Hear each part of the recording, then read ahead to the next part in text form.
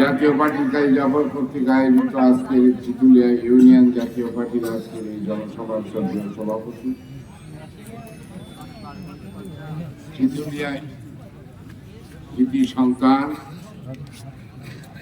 জাতীয় পার্টির মিরপুর উপজেলা শাখার সহ সভাপতি এবং মিরপুর উপজেলার চিতুলিয়া ইউনিয়নের সভাপতি, আপনাদের সুপরিচিত আমার অত্যন্ত স্নেহধন্য সহকর্মী জনাব নজরুল ইসলাম, আমার সাথে এখানে এসেছেন জাতীয় পার্টি মিরপুর উপজেলা শাখার সভাপতি, বারুইপাড়া ইউনিয়নের কৃতি সন্তান জনাব মোজাম্মেল হক জলদার, আমার অত্যন্ত স্নেহধন্য আমার দুর্দিনের সাথী মিরপুর উপজেলা জাতীয় পার্টির সাধারণ সম্পাদক জনাব মোহাম্মদ শাহুল ইসলাম, উপস্থিত আছেন আমার দুর্দিনের আর এক সাথী মিরপুরের সাবেক সভাপতি জনাব রবিউল ইসলাম, আমার সাথে উপস্থিত আছেন বেড়ামারা উপজেলা জাতীয় পার্টির সংগ্রামী সভাপতি জনাব এম এ আলম চাঁদ মণ্ডল, উপস্থিত নেতৃবৃন্দ, ভাইরা, আসসালামু আলাইকুম।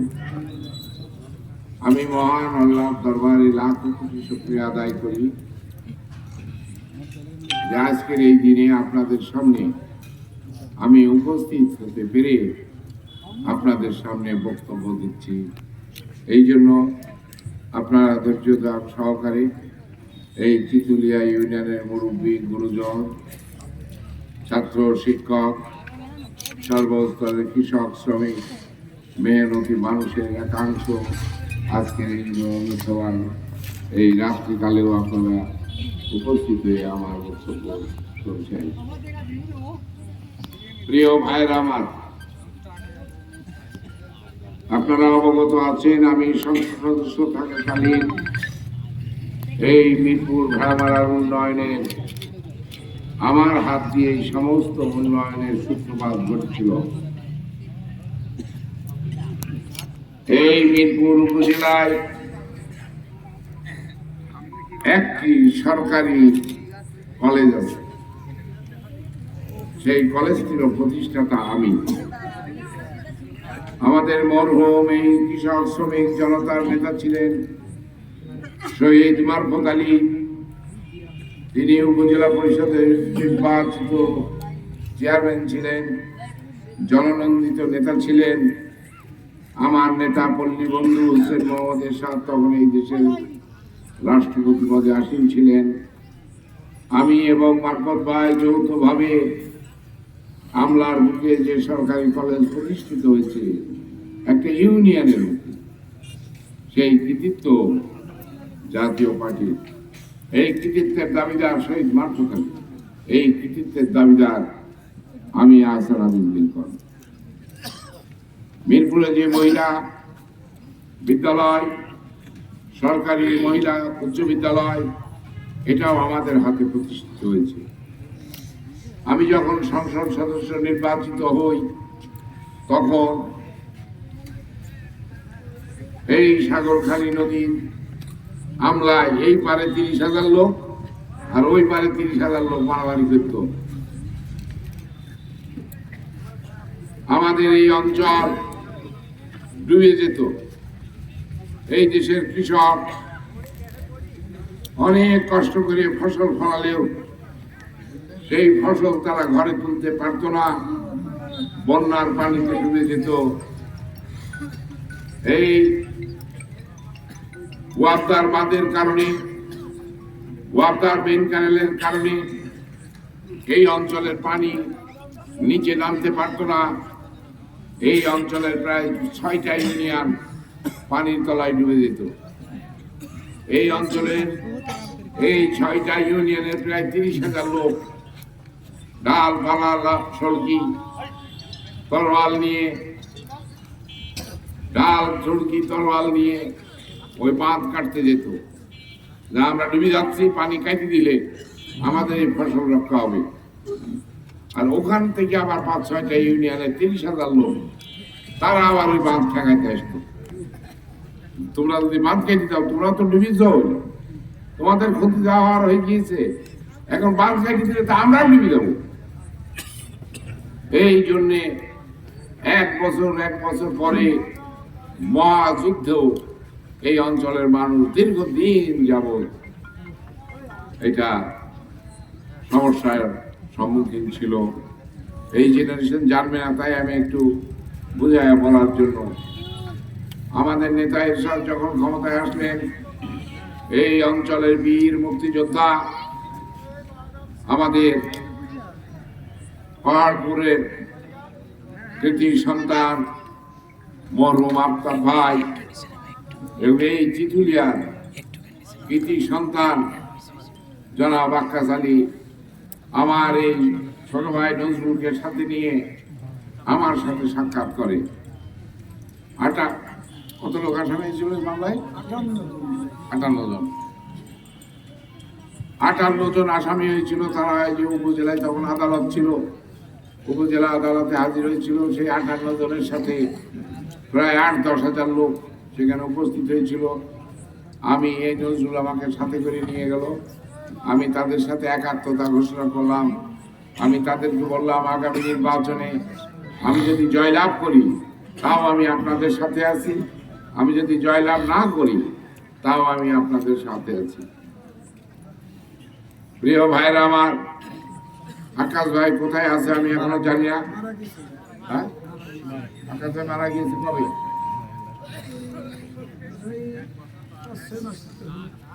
আল্লাহ তাকে বেহেশত নসিব করো। আমি সংসদে এই সাগরখালীর সমস্যা সমাধানের জন্য 245 ধারায় সংবিধানের কার্যপ্রণালী বিধিতে একটা ধারা আছে যে এই সংসদের যে কোনো এমপি যদি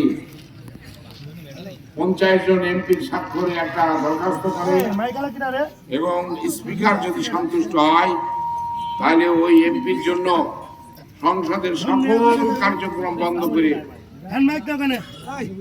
কি হয়েছে?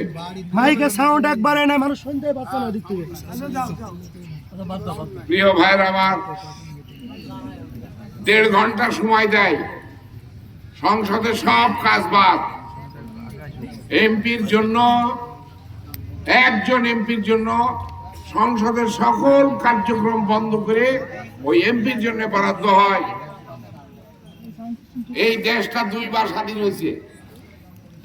একবার 1947 সালে আমি মুসলমান, আমি শ্রেষ্ঠ, এই চেতনায় উদ্বুদ্ধ হয়ে এই দেশের মানুষ পাকিস্তানের পক্ষে ভোট দিয়ে একবার এই দেশ স্বাধীন করেছে। তখন সেই দেশের নাম ছিল পাকিস্তান, আমাদের এই অঞ্চলের নাম ছিল পূর্ব পাকিস্তান। পরবর্তীকালে নানা বৈষম্য, নানা অত্যাচার, নির্যাতনের মোকাবেলা করতে যে এই দেশের মানুষ আবার একটা চেতনায় উদ্বুদ্ধ হয়েছিল। সেই চেতনার নাম হচ্ছে আমি বাঙালি, আমি শ্রেষ্ঠ। এই চেতনায় উদ্বুদ্ধ হয়ে এই দেশের মানুষ 1970 সালে শেখ মুজিবুর রহমানের পক্ষে নৌকায় ভোট দিয়েছিল। পাকিস্তানের শাসক গোষ্ঠী শেখ মুজিবুর রহমান পাকিস্তানের সংখ্যাগরিষ্ঠ দলের নেতা হওয়া সত্ত্বেও তাকে ক্ষমতা দেয়নি। যখন ক্ষমতা তা দিয়েছে, শেখ মুজিবুর রহমান পাকিস্তানের প্রধানমন্ত্রী হওয়ার জন্য তিনি বারবার তাদের কাছে আহ্বান জানিয়েছে, কিন্তু পাকিস্তানের শাসক গোষ্ঠী, পাকিস্তানের সেনাবাহিনী শেখ মুজিবুর রহমানকে পাকিস্তানের প্রধানমন্ত্রী হতে বাধা সৃষ্টি করেছে। যখন বাধা সৃষ্টি করেছে, সেই বাধার মধ্যে এই দেশের জনগণ ক্ষিপ্ত হয়েছে। শেখ মুজিবুর রহমানকে গ্রেপ্তার করে পাকিস্তানে নিয়ে গিয়েছে। এই দেশের মানুষ শেখ মুজিবের নৌকাকে প্রধানমন্ত্রী না করা, এই যে তাদের ভোটের অধিকার তারা প্রয়োগ করা সত্ত্বেও শেখ মুজিবকে প্রধানমন্ত্রী হতে না দেওয়ার কারণে এই দেশের মানুষ হাতে অস্ত্র তুলে নিয়েছে এবং পাকিস্তানি শাসক গোষ্ঠী এই জনগণের উপরে নির্বিচারে গুলি করে হাজার হাজার লক্ষ লক্ষ মানুষকে গুলি করে হত্যা করেছে। কিন্তু এই দেশের জনগণ দমে যায়নি। এই দেশের জনগণ পাকিস্তানি শাসক গোষ্ঠীর বিরুদ্ধে, পাকিস্তানি সেনাবাহিনীর বিরুদ্ধে অস্ত্র হাতে তুলে নিয়ে যুদ্ধ করে 9 মাসের অক্লান্ত যুদ্ধ এবং এই দেশের জনসমর্থন নিয়ে মানুষ এই দেশকে স্বাধীন করেছে 1971 সালের 16ই ডিসেম্বর। তাহলে কথা কি হলো? 2 বার স্বাধীন হয়েছে এই দেশটা। আরেকটা বার স্বাধীন হয়েছে, সেটা আমি পরে বলছি। তো 2 বার স্বাধীন হলেও এই এলাকা থেকে যে সমস্ত এমপি নির্বাচিত হয়েছে, আমি এই গরিব আহসান হাবীব লিঙ্কন একমাত্র এমপি তার এলাকার জনগণের জন্য জাতীয় সংসদে আকাশ ভাই বেঁচে থাকলে আমি তাকে সাক্ষী রেখে বলতে পারতাম, আফতাব ভাই বেঁচে থাকলে, এই নজরুলরা আছে, ওরা জানে এবং অনেকেই জানে, এই চিতুলিয়ার অনেক মুরব্বী জানে, আমি সংসদে যেদিন আমার নামে সমস্ত সংসদে সব কাজ বাতিল করে আমার জন্য 1.5 ঘন্টা সময় বরাদ্দ করা হয় এবং সেই 1.5 ঘন্টার সময়ের মধ্যে আমি বলি যে এই যে সাগরখালী যে নদী, এই নদী হচ্ছে পদ্মার থেকে ফাঁকা নদী হিসেবে বের হয়েছে। যখন ওয়াপদা এই মেন ক্যানেল করলো, তখন এই অঞ্চলের মানুষ প্রতি বছর ডুবে যেতে লাগলো। ওয়াপদা কর্তৃপক্ষ তখন এই মানুষ যাতে না ডুবে, পাকিস্তানি শাসক তারা এই পদ্মা নদীর মুখে হুইরকির বাঁধ বাঁধল, পদ্মা নদী বন্ধ করে দিল, পদ্মার এই শাখা নদী বন্ধ করে দিল। কোথায়? ওই হুইরকিতে। সেই বাঁধ বাঁধতে যে তৎকালীন 100 কোটি টাকা খরচ হয়েছে, বাঁধি দিল, নদী মরে গেল। কিন্তু ওদিকে বাঁধ, এদিকে বাঁধ, উপর বৃষ্টিতে এই 2 বাঁধের মধ্যে যা পানি হয় তার বাড়াতে পারে না, কারণ সেই যা তাই আবার ডুবে যেতে লাগলো। যখন ডুবে যেতে লাগলো, তখন এই ওয়াপদা কি করলো, এই শাখা নদী, এই যে পদ্মার হিসনা এই নদী 2 পার বাঁধি দিল। তাতে কোটি কোটি কোটি টাকা খরচ করলো, 2 বার বাঁধি দিল। বাঁধি দেওয়ার পর হলো কি, এই বাঁধের থেকে এই পাশেও ডুবে যায়, ওই পাশেও ডুবে যায়, এই পানি আর তো বাড়াইতে পারে না। এই জটিল সমস্যা সমাধানের জন্য আমি জাতীয় সংসদে 1.5 ঘন্টার উপরে আমাকে যে সময় বরাদ্দ করা হয়েছিল, আমি সেই দিন আমি ওয়াপদা কর্তৃপক্ষকে চ্যালেঞ্জ করে আমি এখানে সাইফুন নির্মাণের পরামর্শ দিই।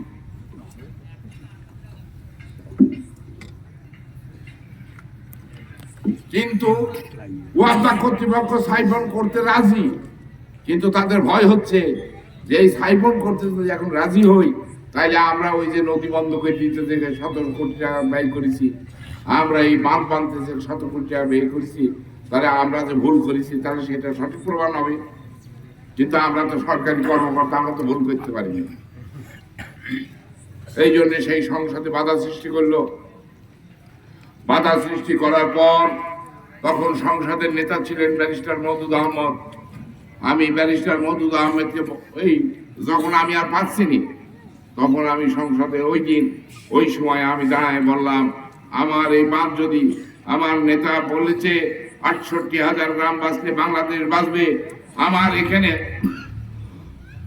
প্রায় 48টা গ্রাম বছরের পর বছর এই পানিতে ডুবে আমার কৃষক ডুবে যাচ্ছে, আমার কৃষকের ক্ষতি হচ্ছে। তা আমার নেতা যদি এই স্লোগান যদি সঠিক হয়, যদি সত্য হয়, তাহলে আমার এই সাইফুন দিতে হবে। আউটলেট অ্যান্ড, এটাকে বলে আউটলেট অ্যান্ড ইনলেট স্ট্রাকচার। সেই আউটলেট এবং ইনলেট স্ট্রাকচার দিতে তারা ওয়াপদার চিফ ইঞ্জিনিয়ার সহ ওয়াপদার যে সমস্ত হাইয়েস্ট কর্মকর্তা আছে তারা রাজি না। তখন আমি সংসদে বললাম, আমার এইটা যদি না হয় আমি এই মুহূর্তে সংসদ থেকে পদত্যাগ করবো। আমার নেতা ভুয়া স্লোগান দিয়েছে। 68,000 গ্রাম বাঁচলে বাংলাদেশ বাঁচবে, এটা ভুয়া স্লোগান। আর যদি আমার নেতা সঠিক স্লোগান দিয়ে থাকে, তাহলে আমার এই সমস্যার সমাধান এই সংসদে এখন করতে হবে।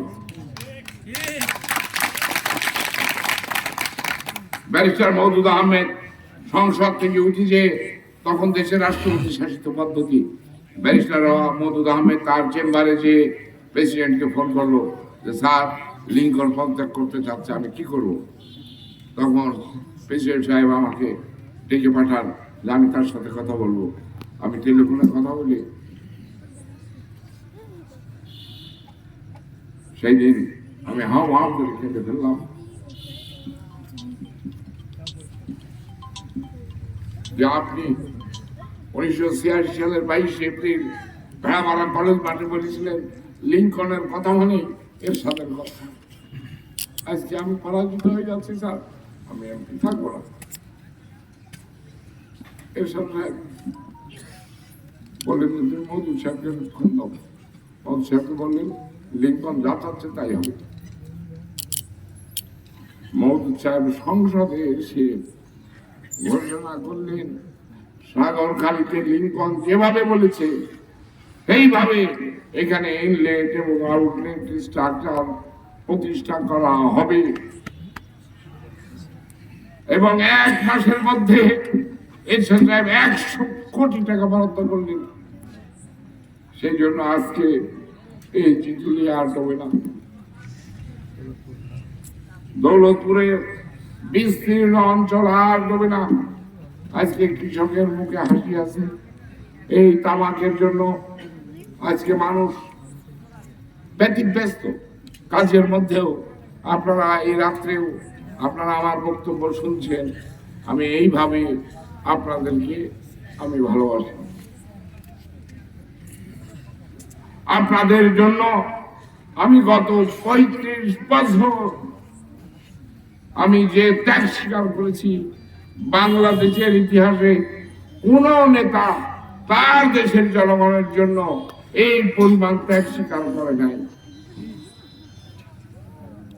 শেখ হাসিনা যখন বিপদে পড়লেন, শেখ হাসিনা যখন দুঃসময় ছিল, 2004 সালে তার জনসভায় গ্রেনেড হামলা হয় এবং 24 জন লোক ওই গ্রেনেড হামলায় শেখ হাসিনা জীবিত থাকলেও 24 জন লোক মারা যায়।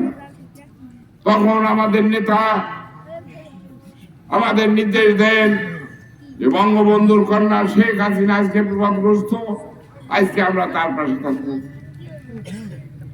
আমরা শেখ হাসিনার পাশে ছিলাম। আমাদের কারণে শেখ হাসিনা ক্ষমতায় এসেছিলেন, কিন্তু 2009 সালে এই দেশের জনগণ বিপুল ভোটে নৌকাকে জয়লাভ করিয়ে শেখ হাসিনাকে প্রধানমন্ত্রী পদে অধিষ্ঠিত করে। কিন্তু সেই শেখ হাসিনা 2014 সালে এসে আর ভোট ভাট রাখলো না, বিনা ভোটে 154 জন জিতে গেল। আমি এরশাদ সাহেবকে বললাম যে স্যার উনি বঙ্গবন্ধুর কন্যা, উনি এই দেশের জনগণের পক্ষে এতদিন ছিলেন, এখন সেই জনগণের ভোটের অধিকার উনি কেড়ে নিয়েছেন। বিনা ভোটে 154 জন হয়েছে, আর বাকি 146 জন যে হয়েছে সেই ভোট সেন্টারেও 5% লোক ভোট সেন্টারে যায়নি। এইভাবে উনি জনগণের ভোটাধিকারকে কবর দিয়েছে। আমি তার সাথে থাকবো না। আমি আপনাকে অনুরোধ করি, আপনি দেশের বয়োজ্যেষ্ঠ রাজনৈতিক নেতা, আপনি কারোর পক্ষে যান না। আপনি মজলুম জননেতা মাওলানা আব্দুল হামিদ খান ভাসানীর ভূমিকায় অবতীর্ণ হন। দুই নেত্রী যে ঝগড়া করছে, এই ঝগড়ার মাঝখানে আপনি কোনো পক্ষ নিয়েন না, আপনি নিরপেক্ষভাবে জনগণের পক্ষে থাকেন। যাই হোক, উনার মেলা মামলা টামলা ছিল। উনি বললেন যে আমি যদি এই ভূমিকায় যাই আমাকে ফাঁসি দিয়ে হত্যা করবে, ইন্ডিয়া আমাকে ছাড়বে না, আমাকে এই কৌশল অবলম্বন করতে হবে। আমি বললাম যে স্যার তাহলে আপনার কৌশল আপনার কাছে থাক, আমি 3 তালাক বা 3 তালাক, আমার সাথে শেখ হাসিনা বেঈমানি করেছে। আমি যে কথা জনগণকে দিয়েছিলাম বঙ্গবন্ধুর কন্যা শেখ হাসিনা আসলে দেশের গণতন্ত্র জনগণের অধিকার এই দেশে ফেরত আসবে, আমার সেই কথার সাথে শেখ হাসিনা বেঈমানি করেছে। আমি শেখ হাসিনাকে জয়লাভ করানোর জন্য এরশাদের নেতৃত্বে আমি আন্দোলন করতে যেয়ে আমার মাথায় 14টা সেলাই। আমার রক্তের সাথে হাসিনা বেইমানি করেছে, সে জনগণের ভোটের অধিকার খেয়ে নিয়েছে। আমি তার সাথে থাকবো না স্যার। আমি চলে আসলাম, আমার উপরে নেমে আসলো অকর্থ নির্যাতন। আমার নামে 6টা মামলা দিল, 3, 6, 18 দিন আমাকে রিমান্ডার নিয়ে আমাকে মানসিক আমার উপরে বুলডোজার চললো, আমার উপরে নির্যাতন চললো। আমাকে শেখ হাসিনার নির্দেশে আমার নামে একটা মামলায় 4 বছর কারাদণ্ড দিল। 4 বছর কারাদণ্ড কেন দিল? এই কারণে যে আমি যেন আর জীবনে নির্বাচন করতে না পারি। ফৌজদারি মামলায় যদি 2 বছর কারাদণ্ড হয় তাহলে সে আর ইলেকশন করতে পারে না। আমাকে ডবল সাজা দিল, 4 বছর সাজা দিল। সাজা দেওয়ার পরে আমি যাতে নির্বাচন করতে না পারি সেই জন্য আমাকে কনভিকশন দিয়ে দিল।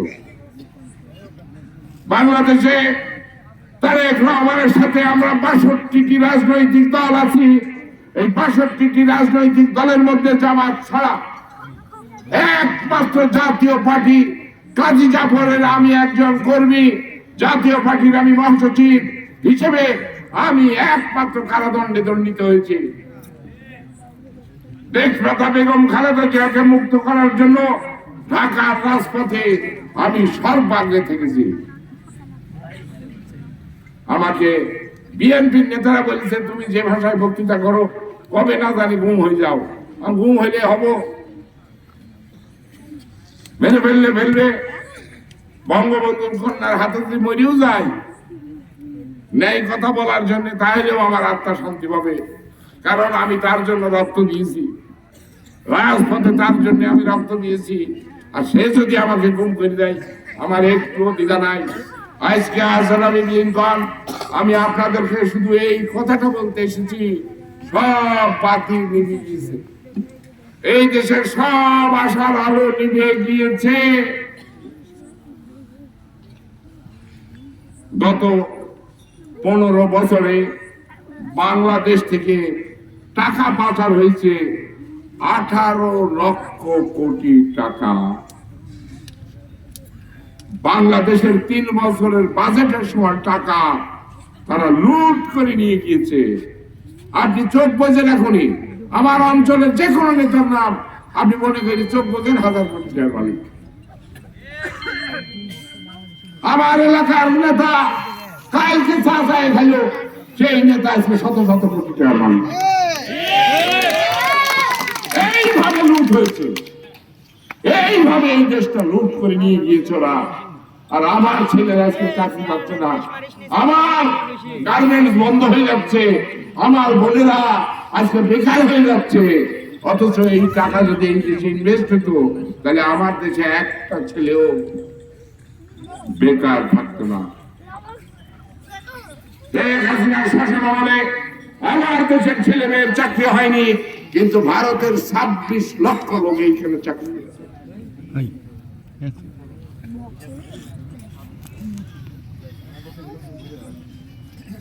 এই যে বৈষম্য বিরোধী ছাত্র আন্দোলনে আমাদের উপরে যারা গুলি চালিয়েছে তাদের 2-1 জনগণের গণবিপ্লবীতে পুলিশ মরে গিয়েছে। পরে দেখা যাচ্ছে যে আকাটা, পরে দেখা যাচ্ছে যে ইন্ডিয়ান।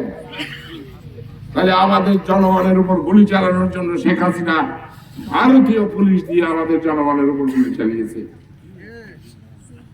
শেখ হাসিনার বিরুদ্ধে আন্দোলন করার অপরাধে হেলিকপ্টার থেকে গুলি চালিয়েছে। সেই গুলিতে 42টি শিশু সন্তান নিহত হয়েছে। আওয়ামী লীগের ভাইরা খুব সুখ লাগছে যে নেত্রী কয়দিন পরে চলে আসবে। এই সরকার গঠন করে ফেলেছে, আমরাই তো বৈধ সরকার। শুনে নেন আমার কাছে, এই শেখ হাসিনার সাথে যারা পলাইছে চোরের দল, ওরা হচ্ছে মুক্তিযোদ্ধা। আর আপনারা যারা এখনো দেশে আছেন এরা হচ্ছে রাজাকার। ওরা ক্ষমতায় এসে বলবেন তারা পলাই দিয়ে এই সালারা হচ্ছে বিএনপির সাথে আঘাত করে দেশে ছিল, এরা হচ্ছে রাজাকার। বিপদে পড়বে এরা, বিপদে পড়বে এরা। কারণ যদি শেখ হাসিনা ফিরেও আসে, সেই ফিরে বাংলাদেশের জনগণের সমর্থন নিয়ে তিনি আসবেন না। তিনি সমর্থন নিয়ে আসবেন তার স্বামীর ক্ষমতা নিয়ে, ভারতীয় সেনাবাহিনীর ক্ষমতা নিয়ে। আমার খুব কষ্ট লাগে এই শেখ হাসিনার জন্য। আমি আন্দোলন করেছি, আমি রক্ত দিয়েছি, আমি ওই দিন যেতে পারতাম। আপনার এত টাকা দরকার কেন? কত টাকা লাগে একটা মানুষের জীবনে বেঁচে থাকতে বলেন তো ভাই? যাই হোক, আমি ওনার পক্ষে একদিন ছিলাম, আমি কোনো বদনাম করতেছি না, তবে শুনে নেন, আগামী 20 বছরের মধ্যে আওয়ামী লীগ নামে কোন দল এই দেশে ক্ষমতায় আসবে না। আসার কোনো সুযোগ নাই। যদি শেখ হাসিনার বয়স 40-50 হতো, তাহলে একটা আশার আলো থাকলেও থাকতে হতো, কারণ ওনার বয়স তো 77, 10 বছর পরে হবে 87। 10 বছর তো দেখতে দেখতে চলে যাবে। বাংলাদেশের যিনি প্রধান উপদেষ্টা ডক্টর মোহাম্মদ ইউনূস, পৃথিবীর ইতিহাসে 700 কোটি মানুষ আছে। এই 700 কোটি মানুষের মধ্যে ডক্টর মোহাম্মদ ইউনূসের সিরিয়াল আছে 3টা মহামানবের মধ্যে তিনি একজন। পৃথিবীর যে কোনো দেশের সরকার প্রধানকে যদি অনুরোধ করে, এই যে গত সপ্তাহে ইউরোপের 27টা দেশের রাষ্ট্রদূত, ভারত থেকে 21টা রাষ্ট্রদূত ডক্টর ইউনূসের সাথে দেখা করতে আসছে দিল্লি থেকে, স্যার আমরা আপনার সাথে আছি। দেশের মানুষ এত বেকুব না। ডক্টর মোহাম্মদ ইউনূস যে খুব ভালোভাবে দেশ চালাতে পারছে তা পারছে না। এর কারণ প্রশাসনে সব জায়গায় আওয়ামী লীগ বেঁচে আছে। তারা যে যতটুক পাচ্ছে এটি ঠেকাইতে চেষ্টা করছে। কিন্তু ডক্টর মোহাম্মদ ইউনূস দেখলেই তো বুঝতে পারেন যে একটা সোজা সরল লোক, মুখে সবসময় হাসি। তিনি কারো বিরুদ্ধে প্রতিহিংসা বশবর্তী হচ্ছেন না। আমি আপনাদেরকে একটা কথা বলে যাই, একমাত্র ভরসা শহীদ প্রেসিডেন্ট জিয়াউর রহমানের ছেলে, একমাত্র ছেলে তারেক রহমানই একমাত্র ভরসা বাংলাদেশের মানুষের জন্য। 1971 সালে সেই চরম দুঃসময়ে যেদিন পাকিস্তানি হানাদার বাহিনীর সেনাবাহিনী বাংলাদেশের জনগণের উপর ঝাঁপিয়ে পড়েছিল, সেই দিন কর্তব্য বিমূঢ় আওয়ামী লীগের নেতারা, ইনক্লুডিং শেখ মুজিবুর রহমান, সেই দিন কি করতে হবে এই উপায় খুঁজে পাচ্ছিল না। সেই উপায়টা বলে দিয়েছিল কিনা? উপায়টা বলে দিয়েছিল শহীদ প্রেসিডেন্ট জিয়াউর রহমান। তিনি বললেন, আমি মেজর জিয়া বলছি, আমি গণপ্রজাতন্ত্রী বাংলাদেশের স্বাধীনতা ঘোষণা করছি। আমি বাংলাদেশের রাষ্ট্রপতি হিসেবে, কমান্ডার ইন চিফ হিসেবে আমি সেনাবাহিনীর পক্ষ থেকে পাকিস্তানের বিরুদ্ধে আমি স্বাধীনতা ঘোষণা করছি। সেই দিন জাতি, বাংলাদেশের মানুষ আশায় বুক দিয়েছিল। যেহেতু আমাদের উপর ঝাঁপাই পড়েছে তারা, পাকিস্তানের আর্মি, আর যখন মেজর জিয়া বললো যে আমিও আছি, এই দেখ ঘুরবো আমার হাতে, তখন মানুষ বুঝলো যে এইবার কাম হবে, সেনাবাহিনী মোকাবেলা করবে, আর আমরা তাকে সমর্থন করবো, ইনশাল্লাহ জয় হবে। কথা বোঝা গেল? এই যে চদর বদর কথা যা শোনেন, সে কথা সঠিক না। যেটা বলছি এইটা সঠিক। আমি কারো বিরুদ্ধে, আমি কে কতটুকু যার ওজন, আমি তাকে ততটুকুই সম্মান দিই। সেই দিন বঙ্গবন্ধুকে নিয়ে গেছিল আমেরিকার রাষ্ট্রদূত, বলছিল যে এখানে পরিবেশ নেই, আপনি পাকিস্তানে যান, পাকিস্তানে আপনার সাথে আলাপ আলোচনা করি কিভাবে আপনার পাকিস্তানের প্রধানমন্ত্রী করা যায়, সেই ব্যাপারে আলোচনা হবে ইসলামাবাদে।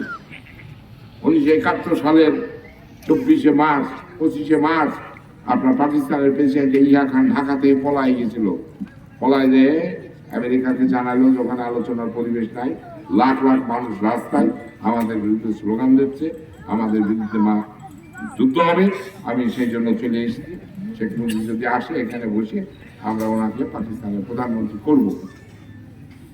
কিন্তু শেখ মুজিব ওখানে চলে গেল, পাকিস্তানি সেনাবাহিনী নিয়ে গেল, নিয়ে যাওয়ার পরে জিয়াউর রহমান স্বাধীনতা ঘোষণা করে দিল, এই প্যাঁচ বেঁধে গেল, তখন আর ওনাকে প্রধানমন্ত্রী করা হলো না। যাই হোক, সেটা অনেক কাহিনী বলতে গেলে অনেক রাত ঘুরাই যাবে, দরকার নাই। আজকের দিনে এই জাতির যে দুরবস্থা, দেশে 3টা নির্বাচনে এই দেশের জনগণ ভোট দিতে পারে নাই। যারা প্রথম ভোটার হয়েছে সেই কিশোর তরুণরা ভোট দিতে পারে নাই। আমি শেখ হাসিনাকে বলেছিলাম, আপনি জনগণের ভোটের অধিকার ফিরিয়ে দিন। আপনি যদি প্রধানমন্ত্রী থাকতে চান, আপনি জাতীয় ঐক্য প্রতিষ্ঠা করেন, আপনি সব দলকে ডাকেন, ডাকলে পরে পরিবেশ পরিস্থিতি বুঝে আপনাকে প্রধানমন্ত্রী করতে অন্তত বেগম খালেদা জিয়ার কোনো আপত্তি নাই, আপনি হন।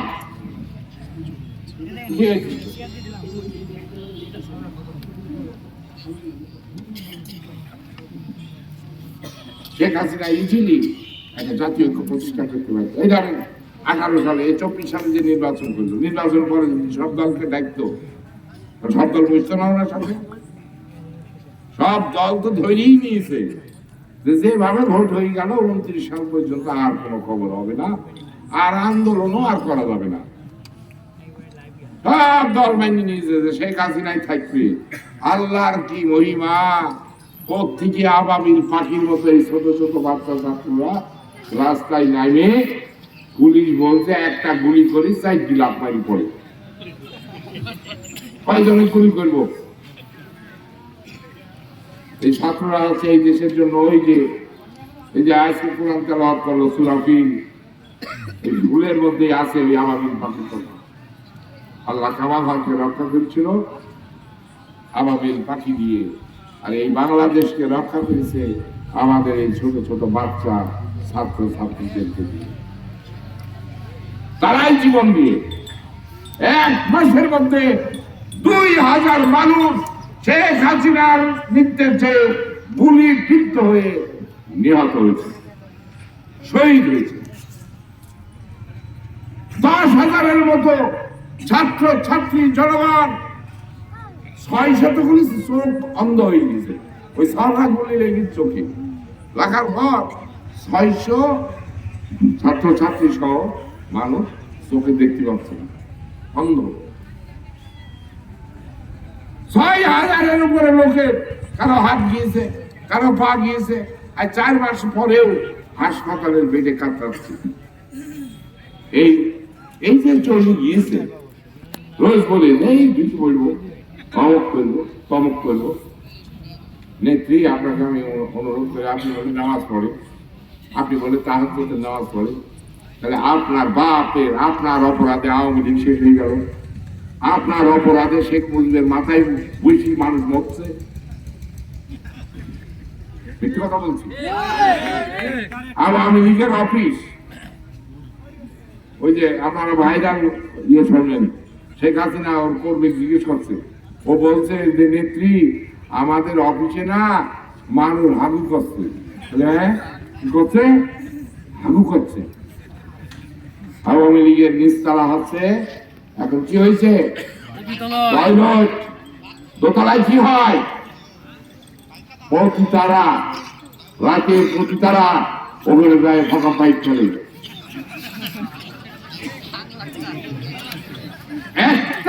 একটা আওয়ামী লীগের নেতার মনের মধ্যে এই কথা একটু না, সর্বনাশ। আল্লাহ কি না পারে গো? বিএনপি জামাতের মতো দল আওয়ামী লীগের একটা প্রশংসা স্পর্শ করতে পারে নাই। আর কোথা থেকে এই ছাত্ররা আইছি, আল্লাহ তাদেরকে আবাবিল পাখির মতো ধ্বংস করে দিল। হ্যাঁ, পিছের দিন তাকাইনি, সময় নাই, ঝাড়ি দোষ। আমি বক্তৃতায় বলেছিলাম, নেত্রী আপনি বঙ্গবন্ধুর কন্যা, আপনাকে আমি বলছি আপনি সুষ্ঠু অবাধ নিরপেক্ষ নির্বাচন দিয়ে জাতীয় ঐক্য প্রতিষ্ঠা করেন, তা নইলে আপনার গণভবনের ইট মানুষ তুলে নিয়েছে। দেশে গণঅভ্যুত্থান হয়েছে, গণঅভ্যুত্থান আমি লিঙ্কন দা বলেছি, আমি এটা বলছি আমার ভাইরাল বক্তৃতা। ইট খুলে নিয়ে আসুক, বেশি আর তো নিয়ে সারা পৃথিবী দেখছে আর সেই কথা বুকে বাধা বসিয়া দেখছে না, নিয়ে আসিনি। তারপরেও আপনার লজ্জা নাই, আপনি একটা বার অনুতাপ করেন না যে আমার ভুল হয়েছে, আমার ভুলের কারণে আজকে দেশের মানুষ এইভাবে ক্ষতিগ্রস্ত হয়েছে।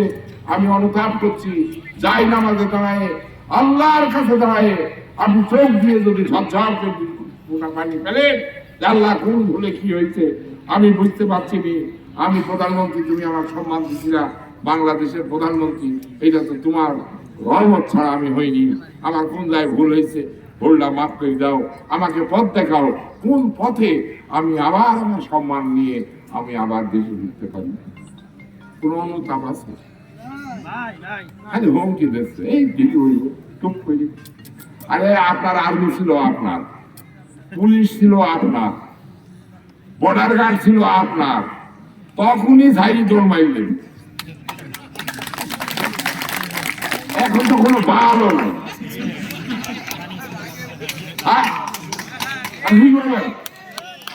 এত সোজা দুনিয়াটা, এত সোজা। আমার এলাকার এমপি হাসান লকিনু ভাই চোখ মুখ খুবই মাথায় হেলমেট পরাই আদালতে নিয়ে যাচ্ছে। আমার বন্ধু ভাই যে লাঠিটা মারল, আপনার একটু লজ্জা করে না? আমি যদিও এটা সমর্থন করি না, কিন্তু তারপরেও মানুষের কি পরিমাণ আপনার প্রতি ক্ষোভ। ইনু সাহেবের এই লাঠি মারার কারণে বজরুল সাহেব এখন জাতীয় নেতা।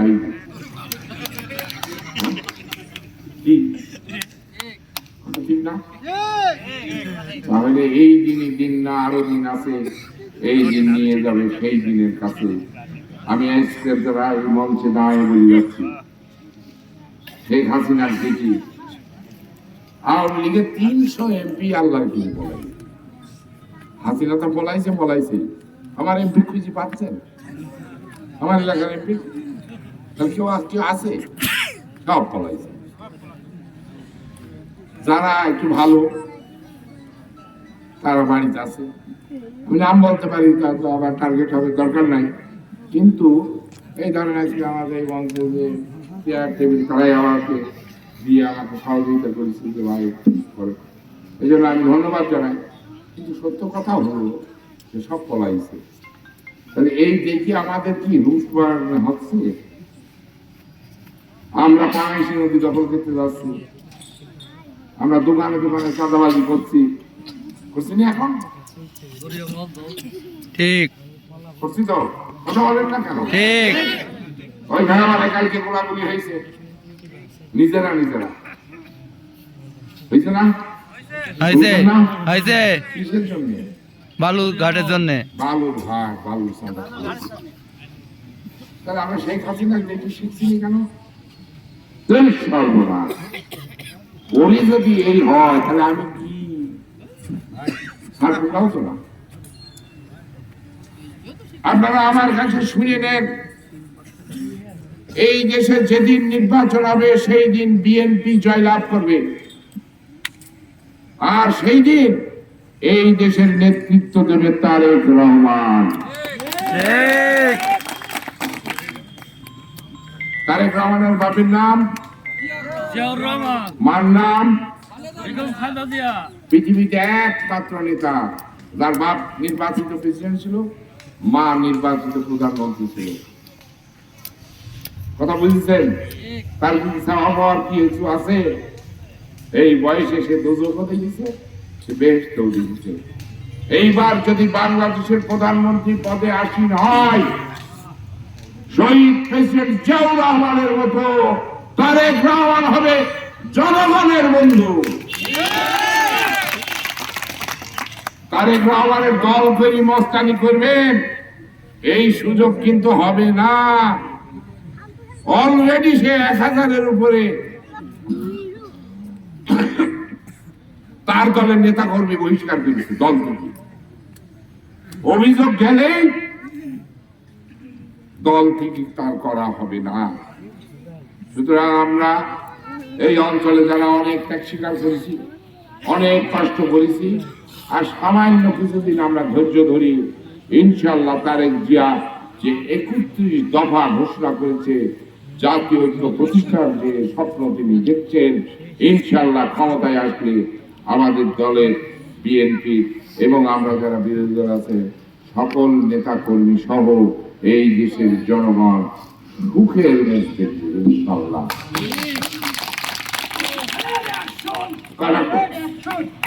শোনেন, আমরা তো ধরেই নিয়েছিলাম 41 সাল পর্যন্ত হাসিনা সরানো যাবে না, তাহলে এখন 24 সাল, তাহলে 17 বছর অপেক্ষা করা লাগতো। স্বয়ং আল্লাহ সরাইছে বলে সরিয়েছে, এত তারা আপনার দরকারটা কি? কষ্ট আমরা 17 বছর করেছি, আরো নাই 2 বছর করবো বা 3 বছর করব, তবু আমরা এমন কোন কাজ করব না যা আমাদের নেতা তারেক রহমানের কোন বদনাম হোক। আমরা এমন কোন কাজ করব না দেশমাতা বেগম খালেদা জিয়ার যাতে কোন বদনাম না হয়। ঠিক কথা বুঝতে পেরেছেন? প্রিয় ভাইরা আমার, যেই দিন শেখ হাসিনা বলল মরে মরে মরে না, কার কথা বলল? খালেদা জিয়ার কথা বলল, মরে মরে মরে না।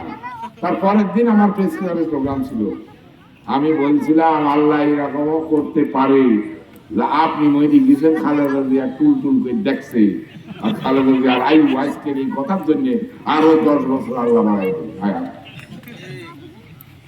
হায়াতের মালিক কে? তাহলে হায়াত বাড়ানোর মালিক কিনা? আল্লাহ। বহু মানুষের হায়াত আল্লাহ বাড়াইছে না? খালেদা জিয়ার হায়াত হতে আল্লাহ বাড়াই দিতে পারে না?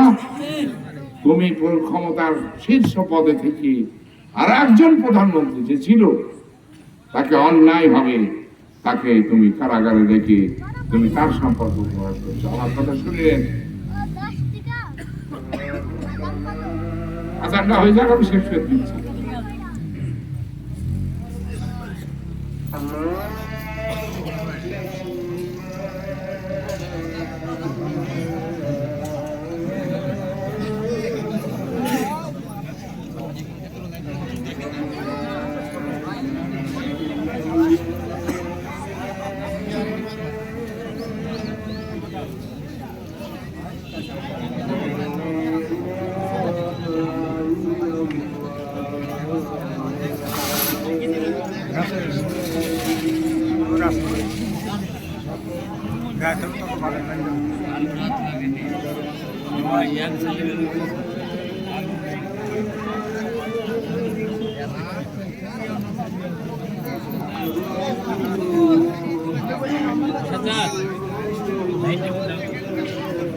চার্জ নাই, মোবাইল বন্ধ হয়ে যাবে।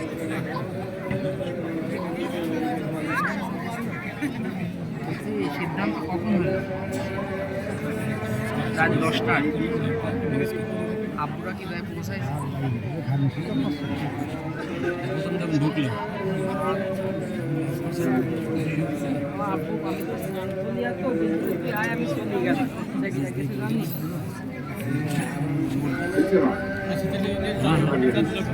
আমু মোটরসাইকেল আমার কাছে টান দেবো।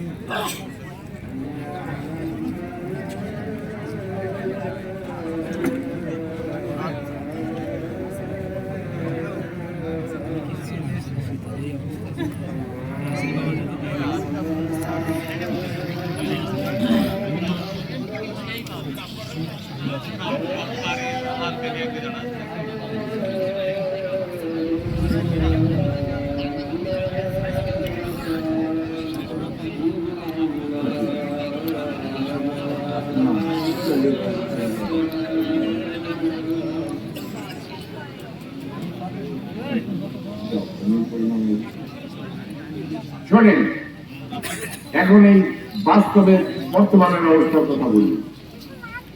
এই আমাদের মধ্যে একটা আলোচনা আছে যা আগামীতে নির্বাচন কিভাবে হবে, আছে না?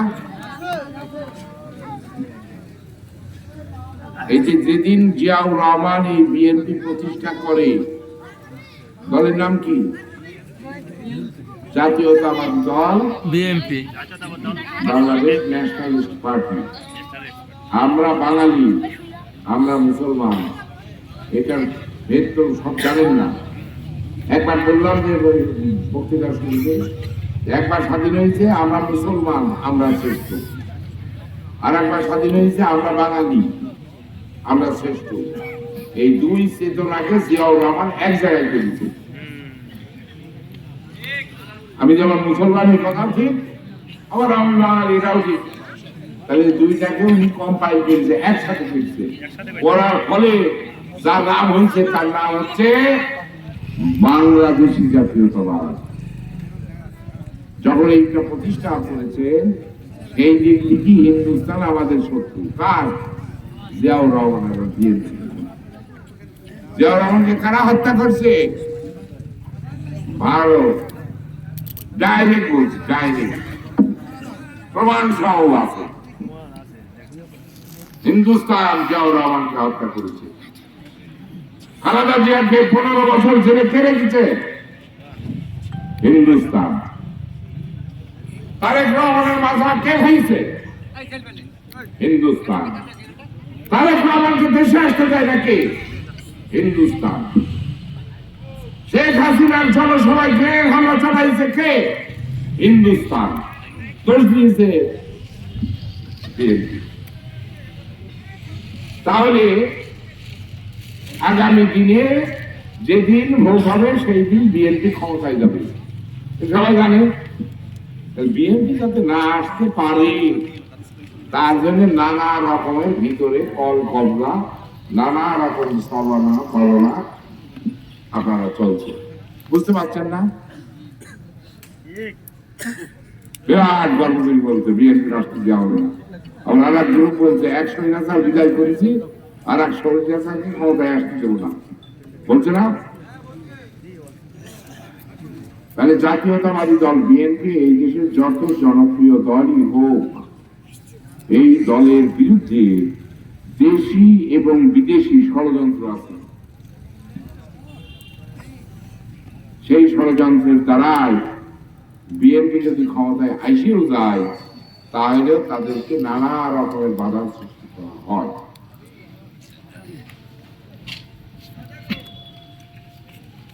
এই বাধা যে সৃষ্টি করা হয়, এইটা তারেক রহমান জানে না কারা করে, কিভাবে করে, তো জানেন সব। এই জন্য উনি এই যে 31 দফা ঘোষণা করে বলেছেন যে আগামী দিনে আমি জাতীয় সরকার করব। কারণ একটা দলে বিএনপির সাথে যদি লিঙ্কন থাকে, তাহলে তো একজন হোক, তাহলে তো সে একটা শক্তি, তার থেকে জনপ্রিয়তা আছে। 10,000 হোক, 20,000 হোক, লিঙ্কনের নিজস্ব ভোট আছে। কি না? আমি হারিয়ে যাবো, ভোট বিক্রি করে দিয়েছি, তারপরে 24,000 লোক ভোট দিতে হবে। তার মানে ওই 24,000 লোক বিশ্বাস করিনি আমার লিঙ্কন ভাই এ কাম করতে পারে না। আমার নামে কত অপবাদ দিয়েছে, আমার সততার কারণে। তো আমি চোর না, আমি ওই পরিমাণ টাকা খরচ করতে পারিনি, সেই জন্যই তো আমি আজকে দৃঢ়তার সাথে চিতলিয়াতে দাঁড়াই ঘোষণা করে দিচ্ছি, আমি হারাম খাবো না। এই জন্য আমি মুক্তি যা বলি তাই হয়ে যাবে। প্রিয় ভাইয়ের আমার, তাহলে তারেক রহমান আমাদের মতো নেতাদেরকে সাথে রেখেছেন। কেন রেখেছেন? রেখেছেন আমার দলের জনপ্রিয়তা তো আছেই, সাথে এই সমস্ত লোক রাখলেও, এই যে ডক্টর ইউনূস কি ভারতের সাথে যুদ্ধ করতে গিয়েছে? ভারত বলছে যে আমার হিন্দু বাহিনী শেষ করে দিল বাংলাদেশে। তখন আমরা সব ডক্টর ইউনূসের পাশে দাঁড়ালাম, না এই দেশে কোনো হিন্দু মারা হয়নি, হিন্দু বলে কোনো হিন্দু মারা হয়নি। তবে আওয়ামী লীগের বাটপার হিসেবে 2-4 জন মাই খাইলেও খেতে পারে, এটা আওয়ামী লীগ হিসাবে। তারা তো কত মুসলমান নেতাই তোমায় খেয়েছে, আওয়ামী লীগ করার অপরাধ খাইছে না।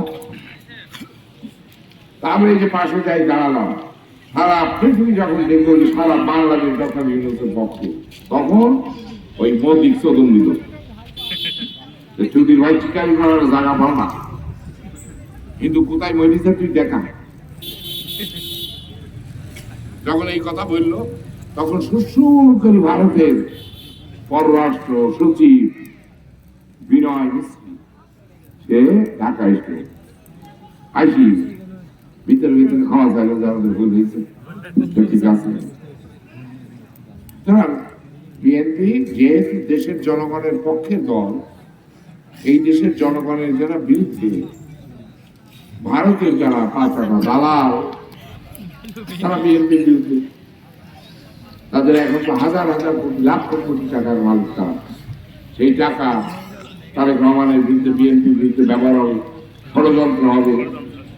আমরা দৃঢ়তার সাথে বলছি, আমরা যে সমস্ত রাজনৈতিক দল বিএনপির সাথে যুগপথ আন্দোলনে আছি, বিএনপি তারেক রহমানের পাশে আছি, আমরা বুক পেতে দিব, তবু তারেক রহমানের বিএনপির কোনো ক্ষতি হতে দেব না।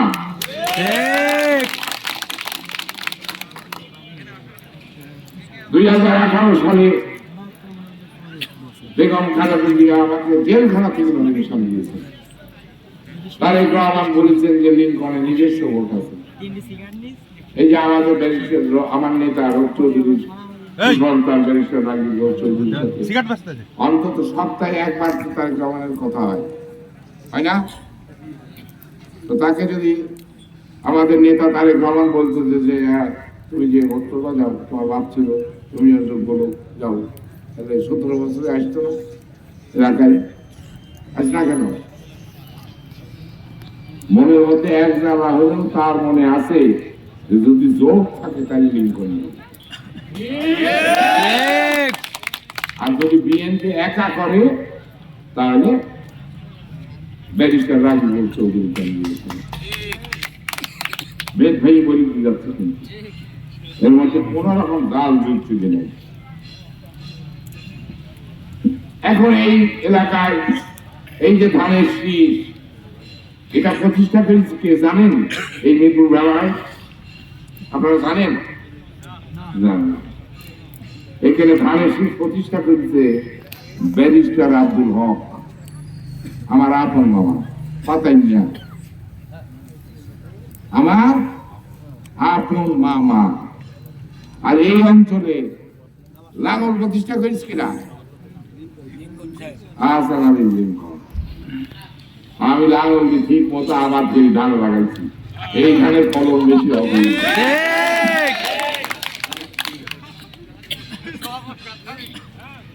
কথা বুঝতে পেরেছেন? আমি হাসান হাবিব লিঙ্কন, আমি যে বাড়িতে এখান থেকে চলে যাবেন ফেমিলিয়ারে 86 বিঘি জমির উপর আমার বাড়ি, আল্লাহর থেকে আমার 1 টাকা জমিও নেই। আমি রাজনীতির পিছনে খরচ করেছি। গত বছরের অক্টোবর মাসে শেষ 5 বিঘা আমি বিক্রি করেছি। আমার গ্রামের ছেলে আছে, আমার গ্রামের ছেলে তাজুল আছে, আরো 2-3 জন আছে, তারা জানি। তা আমাদের মতো এরকম সৎ মানুষ যদি খালেদা জিয়া তারেক রহমান পায়, তাহলে আমাকে ছাড়বে? আমার কাছে শুনে নাও,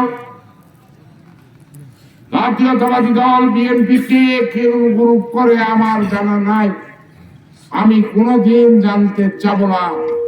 ধানের শীষের পক্ষের যে কর্মী, আমার কাছে সে নেতা, আমার কাছে মুখে তার ইচ্ছায়, আমি তাকে সর্বোচ্চ পরিমাণ সহযোগিতা করব।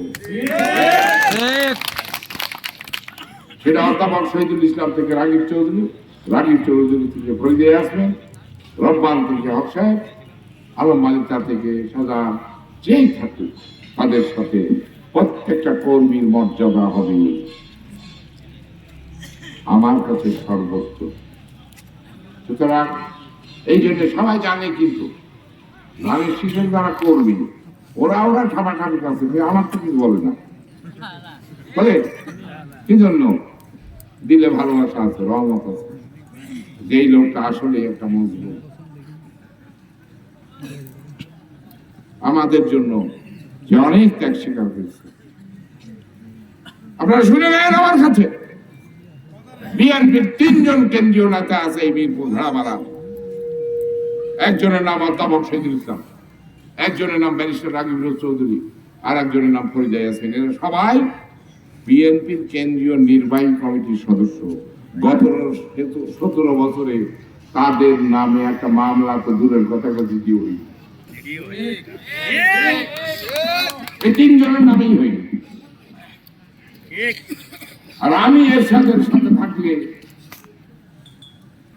আজকে আমি শত শত কোটি টাকার মালিক হতে পারতাম। সেইটাকে পরিত্যাগ করে আমি কারা বরণকে বেছে নিয়েছি। আমি গুম হয়ে যেতে পারতাম, আমি খুন হয়ে যেতে পারতাম। আমাকে 6টা মামলায় 3 দিন করে 18 দিন রিমান্ডে নিয়ে কি আমাকে দুধ কলা খাওয়াইছে মনে করে? আমি সেই কথা বলতে গেলে আমার পুলিশ বাহিনীর বিপক্ষে যাবে, আমি বলতে চাই না সেটা। পুলিশ আমাদেরই ভাই, পুলিশ আমাদেরই বাহিনী। প্রিয় ভাইরা আমার, আমি আপনাদেরকে অনুরোধ করব, আমি আহসান হাবিব লিংকন, আমাদের নেতা তারেক রহমান কাকে মনোনয়ন দেবেন সেটা তার ব্যাপার। দেশমাতা খালেদা জিয়া আগামী 21 তারিখে 10 বছর পর তিনি জনসম্মুখে আসেন। জাতির উদ্দেশ্যে তিনি কিছু কথা বললেন, তিনি যা নির্দেশ দেবেন আমি লিংকন মাথা অবনত করে তাদের নির্দেশ মান্য করব। যাকে ধানের শীষ দেবে আমি তার পক্ষে, আমার মিরপুর ভাইয়ারা বাংলাদেশের আনাচে কানাচে আমি তাদের পক্ষে, আমি জনগণের কাছে ভোট ভিক্ষা করব। যেই দেখো ভোটের অধিকার আমরা ফিরাই এনেছি, তোমার যাকে ইচ্ছা তাকে দাও। এই ভোটের অধিকার ছিল না, শেখ হাসিনা বঙ্গবন্ধুর কন্যা আমাদের ভোটের অধিকার কেড়ে নিয়েছিল। এই দেশের জনগণ গণ অভ্যুত্থান করে বড় বড় মাথায় মতি দিয়েছে। সুতরাং জনগণ হচ্ছে পবিত্র সম্পদ, তাদের সম্মান মর্যাদা সবার উপরে। আমি আপনাদের পরীক্ষিত লোক, আমাকে ধানের শীষ দেবে কি দেবে না এটা আমি বলতে পারবো না। এটা দেবে কে? এটা তারেক রহমান, এটা দেবে দেশমাতা খালেদা জিয়া। তারা সিলেক্ট করবে তাদের পক্ষে কারা আর তাদের বিপক্ষের পক্ষে কারা। কারা বিএনপির মধ্যে সুজ হয়ে ঢুকে ভাল হয়ে বেরিয়েছে তারা দিচ্ছে। অধ্যাপক শহীদুল ইসলাম আমার বড় ভাই। গতবার মনোনয়ন পাওয়ার আগে, আমি ধানের শীষ পাওয়ার আগে, এই পশ্চিম নাইকা, এই পশ্চিম দিকে কারাগারকে সাক্ষী রেখে বলছি, অধ্যাপক শহীদুল ইসলাম আমাকে ফোন করে বলল লিংকন নমিনেশন তোমাকে নিতেই হবে। তুমি নমিনেশন পাইলে আমি অধ্যাপক শহীদুল ইসলাম সবার আগে ধানের শীষ হাতে করে তোমার পক্ষে ভোট করব। কিন্তু পাওয়ার পরে এই দেশের যে অবস্থা, আমার একটা পোস্টার লাগায় পুলিশ 17 খান মোটরসাইকেল নিয়ে তাক করবে। আওয়ামী লীগের কর্মী না, জাসদের কর্মী না, পুলিশ। এসপি আরাফাত আমাকে ফোন করে বললো আপনি মিরপুর গ্রামে ঢুকবেন না, যদি ঢোকেন আপনার জীবনের নিরাপত্তা আমি দিতে পারবো না। তার মানে সে আমার কাজ করবে, ভোট পেতেই কেটে দিল। ব্যারিস্টার রাগিব চৌধুরী এই 1 সপ্তাহ আগে আলসায় তিনি জনসভা করেছেন, তিনি বক্তৃতা করেছেন। কি বক্তৃতা করেছেন? ধানের শীষ যাকে দেওয়া হবে আমরা সবাই তার পক্ষে নামবো। আমি আহসান হাবিব লিংকন চিতুলিয়ার পবিত্র মাটিতে দাঁড়িয়ে বলছি, তারেক রহমান যাকে ধানের শীষ দেবে আমি তার পক্ষে দুর্দান্ত কাজ করবো। আমি ইনুভাইয়ের পক্ষে ভোট করেছি, আমার নেতার নির্দেশে করেছি। সেই জন্যে প্রিয় ভাইরা আমার, আমরা সবার দুর্দিনে ছিলাম। এরশাদ সাহেব যখন জেলে চলে গেল তার দুর্দিনে আমি ছিলাম। তাকে কারামুক্ত করে নিয়ে আসছি। শেখ হাসিনার যখন দুর্দিন ছিল তখন তার সাথে ছিলাম, বেগম খালেদা জিয়ার দুর্দিন তখন আমি তার সাথে ছিলাম। তাহলে আমি আছি দুর্দিনের কান্ডারি। আমি কোন দল না, কোন মত না। শেখ হাসিনা, এরশাদ, বেগম খালেদা জিয়া সবাই জাতীয় নেতা, তাদের বিপদে আমি তাদের পাশে দাঁড়িয়েছি। এইবার আমার বয়স শেষ, আর থাকতে পারবো কি পারবো না তা আমি জানি না। তবে আমার পক্ষে আর শেখ হাসিনার পক্ষে যাওয়া কোনোদিনও সম্ভব হবে না। আমরা তাকে বিশ্বাস করেছি। আমি ব্যক্তিগতভাবে অনেক ঘটনা জানি, সে কথাগুলো বললে পরে চর্চা হবে, দরকার নাই। কিন্তু এই যে 42 জন শিশু যে নিহত হয়েছে, সব কথা বাদ দিলে এটা পরিচয় আমি কি বলবো? মা শিশুরা কোলে করি রাস্তায় গন্ডগোল আছে, মিছিল হচ্ছে, পুলিশের সাথে লাঠালাঠি আছে, মা দেখছে বারান্দায় দাঁড়ায়, হঠাৎ দেখছে গরম গরম লাগছে, নিচে হাত দিয়ে দেখে কাদা কাদা, নিচে তাকায় দেখে রক্তের বন্যা বয়ে যাচ্ছে। ওইটা নড়াতে যায়, দেখে শিশু আর নড়ছে না। তার মানে কখন গুলি লাগিয়ে এদিক থেকে ওদিক হয়ে গিয়ে মা টেরই পাইনি। এইভাবে 42টা শিশু নিহত হয়েছে, নিষ্পাপ শিশু। এটা কিভাবে করা হবে? কোন জাদু দিয়ে আপনি এটা থাকতে পারবেন? সেদিন বলছি একজন মজলুর না 5,000 মজলুর তাই, এটা 5,000 মজলুর। উনি টুক করে ঢুকতেই করে সম্ভব? সম্ভব হবে না। আসেন, দুঃখ করে লাভ নাই। ওনাদের অনেক টাকা পয়সা আছে, ওনাদের আশ্রয়দাতা আছে। আমরা সাধারণ মানুষ, আমরা এই দেশে কি করতে চাই? এই ছোট ছোট বাচ্চা শিশুরা আগামী দিনে যাতে বেকার না থাকে, কর্ম হয়, কর্মসংস্থানের ব্যবস্থা করতে হবে। তাই বাংলাদেশে এইবার ক্ষমতায় এসে বাংলাদেশে শিল্প বিপ্লব ঘটাতে হবে। আর ছেলেপিলে উৎপাদন করলে চলে না। 3 দিন বিয়ে 15 দিন পর চলে যাচ্ছে বলছি, কোথায়? বিদেশে চাকরি করতে যাচ্ছে না, শ্বশুর বাড়ির টাকা নিয়ে চলে যাচ্ছে না। তো বউটা তো শিখাইতেই গেলেন, 5 বছর পরে আসবে, তো কি হবে? কারণ সামাজিক ভাবে রাষ্ট্রটাও আমরা নষ্ট করে ফেলছি। আর যদি আমরা রাজনীতিবিদরা যদি দায়িত্ববান হতাম, তাহলে আমার ছেলে বিদেশে চাকরি করতে যেত না, বিদেশিরা আমার দেশে চাকরি করতে আসতো। আমার ছেলে আমার দেশে উৎপাদন করে আমার দেশের সমৃদ্ধি নিয়ে আসতো। কথা কি মিথ্যা বলছি? কি পরিশ্রম করে আমরা। সুতরাং আসেন, দেশটাকে করতে হবে। সেই গড়ার জন্য সুসংগঠিত এবং সুশৃঙ্খল একটা বাহিনী লাগবে। সেই বাহিনীর নাম অরুণপাতের তরুণ দল, জাতীয়তাবাদী ছাত্র দল। আপনাদের সবাইকে ধন্যবাদ। আসসালামু আলাইকুম।